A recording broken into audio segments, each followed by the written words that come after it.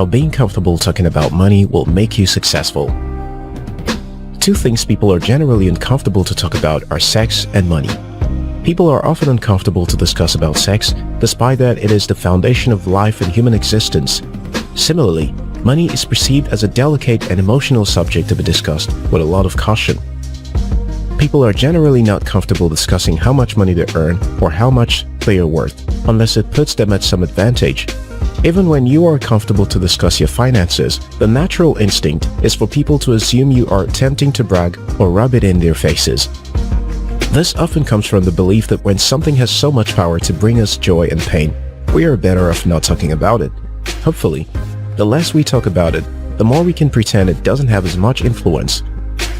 The problem with this unwillingness to discuss about money without emotional attachment is that it leaves many unanswered questions or many wrongfully answered questions about money. In this video, I'm going to share with you why and how being comfortable talking about money increases your chances of achieving financial success. Be sure to watch this video to the end because the last 2 points are the key takeaway. While at it, I invite you to subscribe to After School TV for more insightful videos like this. Why to get comfortable talking about money? One thing that I've learned is that people who are successful with money are comfortable talking about money. And there are research supporting the notion that people who start early to talk about money are more likely to achieve financial success. Some research has shown that the foundation for financial well-being in adulthood, such as good decision-making skills and attitudes about finances, is built during childhood and youth. For example, my experience attending a boarding school that was about 9 hours drive away from home, at a time when there was no mobile phone, gave me the compulsory lessons on financial management. So, what of those who didn't have such forced encounter and experiences with money? Unfortunately for such people, by default the society, education system and cultures do not teach or encourage you to develop financial capability. If you don't take the responsibility to develop your financial skills, knowledge and capability, no one will do it for you. With that in mind, the simple reason why you should get comfortable talking about money is because that is the foundation of becoming financially capable. What is financial capability? Financial capability is simply the ability to make informed financial decisions and take actions that are in your best interest financially. Most people today are living in a state of persistent financial insecurity with almost no savings to cover for emergencies or plan for the future. But by developing financial capability, they can make better decisions and take the right actions to earn more, save more, build assets, and create a prosperous future for themselves and their loved ones. So, if you want to develop your financial capability, you have to start getting comfortable talking about money. Here are some steps to help you get started. Retell your money story. Everyone has a money story, and underneath the stories are emotional baggage. For example, my story was that I watched my parents and family suffer lack and humiliation because of lack of money. I grew up to detest poverty and anything that encourages poverty. But at the same time, growing up in a conservative and modest family influenced my frugality and discipline with money, while cherishing financial freedom. So I wanted to have a lot of money without sacrificing my freedom, and without letting money define how I live my life. Of course, this is only a careful summary of the whole story.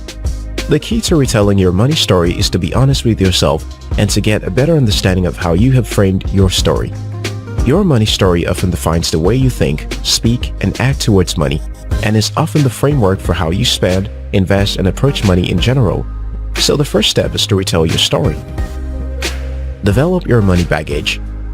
The next step is to look for clues in the story to see if it gives you any indications of how it has manifested into your current relationship with your finances.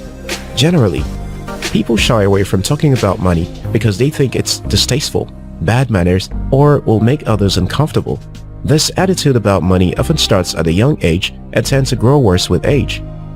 You may discover that the reason you have been uncomfortable talking about money is because you grew up around people who talk bad about people who have money.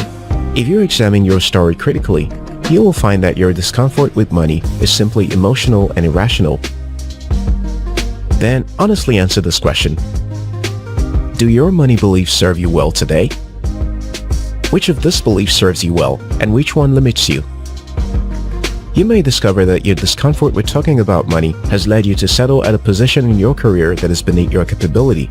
You accept less than you should on the pretense that you are not really interested in money. And because you don't get what you should, you live stingily on the justification that you are already given more than you get. This is not a noble way to live your life, and you know it. You have to break it down and face the truth about the lies you have been telling yourself. Become genuinely interested. If you are fond of avoiding money-related conversations, money will also avoid you. It's as simple as that. You can't pretend not to be concerned about money and still expect to attract money. If you don't want money, then it's okay to keep ignoring it. But if you want money, then you have to invite it over for lunch. Embrace it. Learn about it. Talk about it. The more barriers you break down, the more financial success you can have. Start reframing the way you think, speak, and act around money. If you hate talking about it, force yourself to start. Start speaking clearly and calmly about money like you do about any other thing you are interested in. Develop a relationship with money. Imagine you treated your money like you treated your best friend. You are more likely to have a better friendship. It's not late to start paying attention to your money relationship. Go on dates with your money. This would mean checking your bank statements, track your spending, and running your financial numbers consistently. Prioritize your money and prioritize your financial well-being. Finally, start telling everyone about your new friend, money. Ask people about their money journeys or how they manage their finances. Share your experience too. Let the world know that you and money are in good terms. Stop making money such a big deal.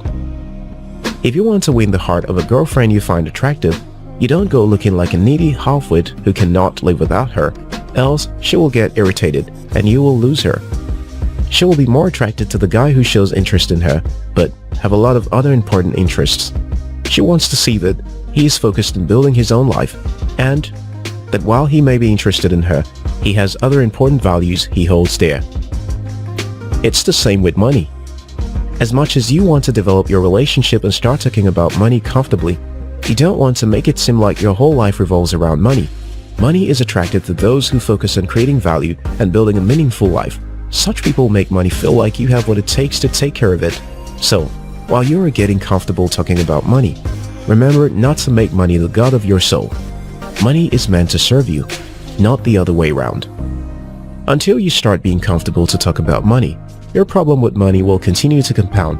You need to commit yourself to a more open and honest discussion about how you earn, spend, save, and invest money. Only then can you take the necessary step to become financially capable. Until next time, your success matters.